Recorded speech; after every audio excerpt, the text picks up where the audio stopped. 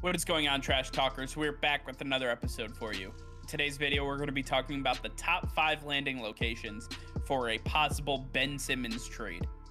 All that and much more coming your way right now!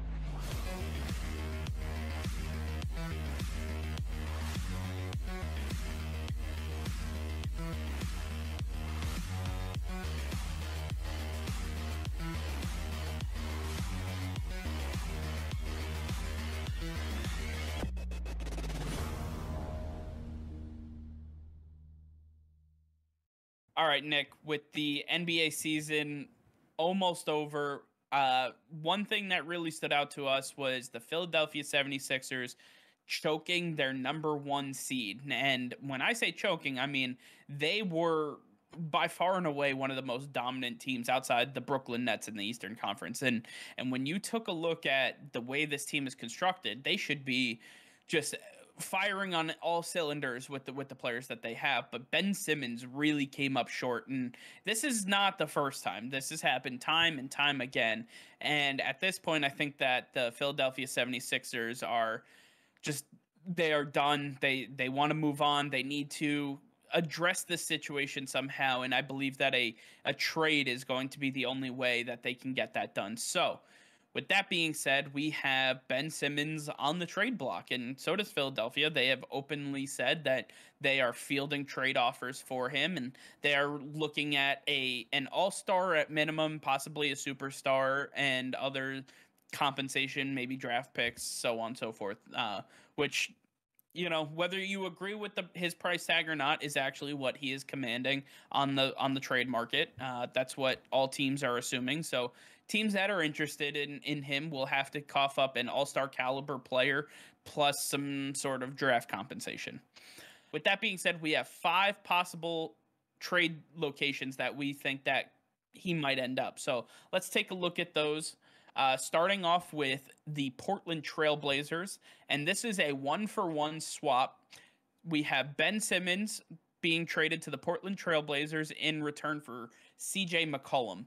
That means that Damien Lillard, assuming that he goes back, will be with Ben Simmons, and then CJ McCollum will be paired with Joel Embiid. What are your thoughts on this possible scenario? I think that this is a likely scenario. I believe that Ben Simmons with Damian Lillard would be a pretty decent matchup. If Ben Simmons is going to work out, he's going to need to have an elite shooter right next to him, and Damian Lillard fills that hole very well. CJ McCollum with Joel Embiid would be a really nice offset too, because McCollum can do both. He can facilitate and he can shoot. So I think that's exactly what Joel needs as an offset to him. And I think that system could work out even better, especially under Doc Rivers. I think that this is a very likely scenario. I agree with it out of most of the scenarios that I have seen. And yeah, this really wouldn't be a bad option for either player. Not at all. And in fact, I believe that Philadelphia, given the circumstance that they're in, if they had a choice, they'd like to send him to the Western Conference so they don't have to deal with him at any point in time. They don't bolster any other rosters that they may potentially have to face. So sending him to the West and getting CJ McCollum in return essentially helps them and allows for them to not have to really worry about facing him too often. So that's a really good one. Another one that I saw was that Ben Simmons would be traded to the Indiana Pacers. That would be for Malcolm Brogdon and either TJ Warren or Jeremy Lamb. Probably TJ Warren based on the depth that they would need in Philadelphia. So based on this deal, what are your thoughts on Ben Simmons joining the Indiana Pacers?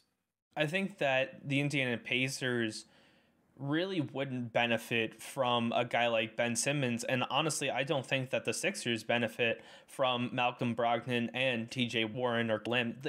These guys aren't difference makers. They're not elite players that you can put next to Joel Embiid and then be the number 1 seed next year and actually compete in the playoffs with teams like the Brooklyn Nets, who are still together.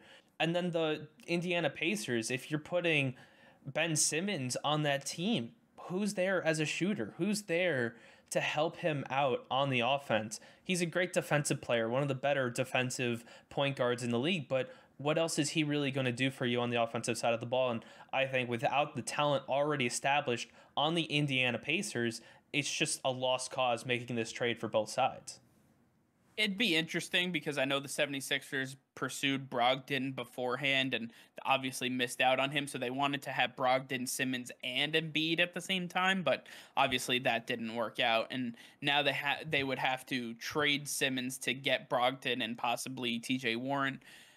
It'd be very interesting. I don't think it benefits either side as well. I think that you're still missing a key piece for the 76ers. I think that Malcolm Brogdon, as good as he is not going to be taken as seriously as Ben Simmons. So you're going to be lacking the star power there. And on the other side, Ben Simmons going to Indiana to be the focal point of what offense? Who are you surrounding him with? I just don't see who would be around him besides a Jeremy Lamb, besides, some of these guys that they currently have. I just don't see it working out for either side. So I'm going to say I don't like this one at all. Moving on, we have Ben Simmons being traded to the San Antonio Spurs. As we've seen that Greg Popovich has some beating interest in Ben Simmons. He likes him a lot as the head coach of Team USA. He may have to game plan him if they have to take a look at Team Australia. So we're taking a look at this team here, and Ben Simmons for DeMar DeRozan in a sign and trade, be a straight up trade. What are your thoughts on that? To me, this is a trade very similar to what the Trailblazers are offering, where CJ McCollum and DeMar DeRozan are very similar style players. They can facilitate and they can both shoot. And this would work out for the Spurs as well because you're putting Ben Simmons with DeJounte Murray, another shooter. So very similar style trade to what the Trailblazers are offering. And I think, again, it works out for both parties. Yeah, I mean, Ben Simmons would essentially hit the Kawhi Leonard role in the Greg Popovich system. He would be a defensive guy who is going to be the focal point of his pick and roll offense. He's going to be able to command the middle of the court. He's going to be in the paint mostly, and he's just going to be able to drive and get buckets that way.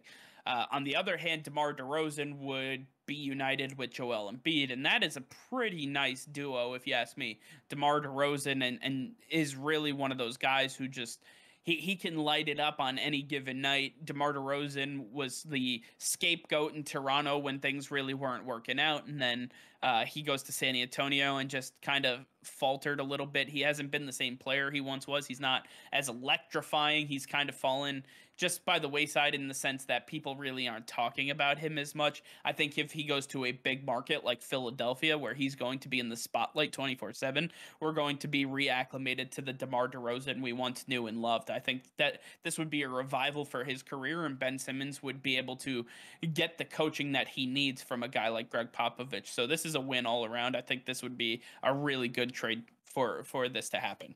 All right, for our fourth trade, we have Ben Simmons going to the Toronto Raptors in exchange for what would be Kyle Lowry and Rodney Hood or Gary Trent Jr. Nick, what do you think about this trade? Yeah, this one I definitely don't agree with. This is something on par with what I've seen on social media. And to me, Kyle Lowry is just a better player than Ben Simmons right now. I think that Kyle Lowry and Joel Embiid would be fantastic. I think that's a championship team right there. But if you put Ben Simmons on this team next to Fred VanVleet and Pascal Siakam, it's just not going to be the same if Kyle Lowry was there. This is going to be a steep drop-off on the offensive side of the ball. And I don't think that the Toronto Raptors, the way they are constructed, can afford to lose Kyle Lowry's offensive output. So this is going to be the first time that we actually disagree, because if you can tell me that Fred VanVleet can essentially navigate the offense, you have Ben Simmons, who's not going to be relegated to commander on the offensive side of the ball. He's going to be able to roam the lower end, if you will, with OG Anunoby, Pascal Siakam, Aaron Baines, the whole gambit of offensive players that they have. I think that he would fit in very nicely. And then when they have to switch, especially when people are going to try to target Fred VanVleet on the defensive side of the ball, they have Ben Simmons available to be able to step up and help on that side. So I think this would actually work out really well for Toronto. And on top of that, they get to move on from an aging Kyle Lowry, send him to a place where, listen, they're going to be competing for a championship for the next couple of years. And that's basically their window. With Joel Embiid staying healthy, Kyle Lowry at his current age, these guys, they have a short window. So that is what Philadelphia would be in. If Philadelphia makes this trade, they are basically saying that we are all in for the next 2 to 3 years. And this is going to be our timeline to get over the hump of the Brooklyn Nets, to get over the hump of the Eastern Conference, get into the finals instead of the Milwaukee Bucks. So I think that this would be a message from the GM's office of Philadelphia to say, this is our time and we are buying it now. This is what the process was all about, getting us to this moment. And at the end of the day, I think that you would have Kyle Lowry, who's been there and done it before, and Joel Embiid, who is one of those guys that you can just predicate your entire team around. I think these two guys together would mesh really, really well. All right, for our fifth and our final trade, we have one that is pretty interesting, and I can't take complete credit for it because I have seen it. This comes from Sports Illustrated, but this would be the Ben Simmons being traded to the Oklahoma City Thunder, where Kemba Walker and a 2022 first-round pick are sent back to Philadelphia. Nick, your thoughts? Yeah, Kemba Walker definitely had a down year with the Boston Celtics, and if you look at strictly last season, this would make sense for both these players to be traded for each other. But I honestly think that Kemba Walker has a higher ceiling than Ben Simmons, and I believe that Kemba Walker has already had a better career up to this point than Ben Simmons. I just think when you look at it, Kemba had a true down year, and Ben Simmons just didn't perform up to the elevated expectations that people set for him. To me, this is not a good trade for the Oklahoma City Thunder. It's a great trade for the Philadelphia 76ers, but I think there are better offers out there for OKC and Kemba Walker. This is another one where we disagree because I think he would complement Shai Gilgeous-Alexander really well. I believe that Shai Gilgeous-Alexander has come into his own as a guy that, can shoot the ball, he can create his own shot, and he can also create for others, which is what Ben Simmons need. He's a facilitator in and of his own right, but if he can have somebody like SGA really creating shots for him, making the defense suck down for him, and then letting Ben Simmons drive to the bucket because he's drawing double teams, I believe that this is going to be exactly what they're looking for. And with the just absolutely insane amount of first round picks the Thunder have over the next few years, we're looking at a team that is trying to stay young. And that's why I believe that Kemba Walker, who's on the other side of 30, who's coming off multiple knee injuries, who just really hasn't lived up to expectations over the last couple of years while he was in Boston, I believe that guy can't be on this team by the start of the season. So if Ben Simmons is the guy that you take on, I believe that he can complement your current regime really well, on top of the fact that you also get rid of Kemba Walker for the price of having somebody who is going to be a better culture fit overall. I may concede that Ben Simmons would have success with Shai Gilgeous-Alexander, but I just don't think that overall trading away Kemba Walker for Ben Simmons straight up is a good trade. And I think that people are overvaluing Ben Simmons, especially the 76ers front office. They can't expect to get an elite player out of this deal when Ben Simmons has not been playing at an elite level. It just doesn't make any sense. You're putting too much value behind the name that has yet to prove anything. And I think that Ben Simmons' value, true value, is going to shine through when a lot of teams start rescinding offers and not even offering anything to begin with.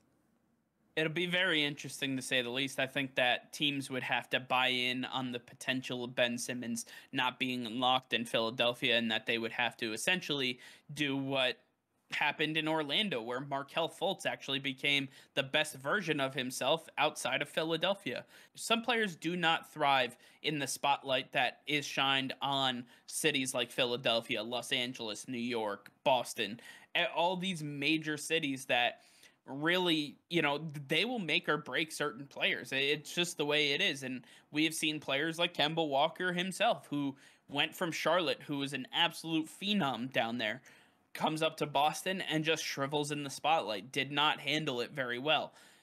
We've seen it time and time again in all different sports. So at the end of the day, I think maybe just the change of scenery will help Ben Simmons along his way. The big part for the 76ers, though, is to not only keep Joel Embiid, but keep Matisse Thybulle, to keep this core of young players around, and to add a complementary piece that can either command the offense or be a facilitator for them. I believe that they need a guy that can really command this offense and really move the needle so that they can continue to progress as a team, because getting to the number 1 seed is great and all, but if you can't get it done in the playoffs, then what the hell are we even doing here? All right, well, that's going to do it for now. Thank you all for watching. Be sure to like this video and subscribe to the channel if you haven't already. Hit that notification bell. We go live every single day. That'll be all. Peace and love.